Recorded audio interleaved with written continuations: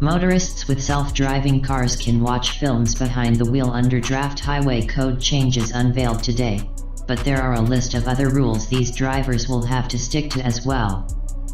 The government today announced plans for the rules motorists will have to obey once self-driving cars are approved for UK roads.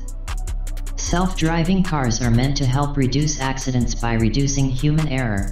The Department for Transport said human error is responsible for 88% of crashes on UK roads. However, the cars will not be fully automated, which means a confusing list of rules about what motorists can and can't do, and when.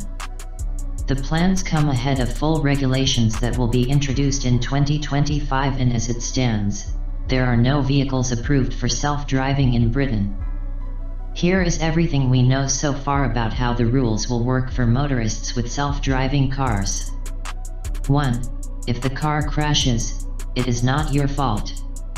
Provided the car is in self-driving mode, if the vehicle is involved in an accident, it is not the owner's fault. Instead, insurance companies will be liable. 2. Drivers can watch films behind the wheel. Changes to the highway code will allow drivers to binge their favorite box sets, watch a new film and surf the web in self-driving cars. Under new rules, as long as drivers keep in a single lane and below 37 miles per hour, motorists in autonomous vehicles could watch TV or the latest movies while they drive. But this will only be allowed if drivers watch films on built-in screens, not separate devices like laptops and phones. This is because in the event of an emergency, on a built-in screen the film will cut out and the driver will be alerted. 3. You can't use a phone at all. Even if the car is in control, it will be illegal to use a phone behind the wheel. The government said.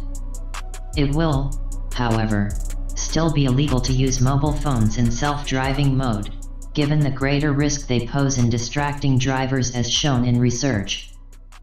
4. You have to stay in the driving seat. Even if the car is driving, you have to remain in the driver's seat.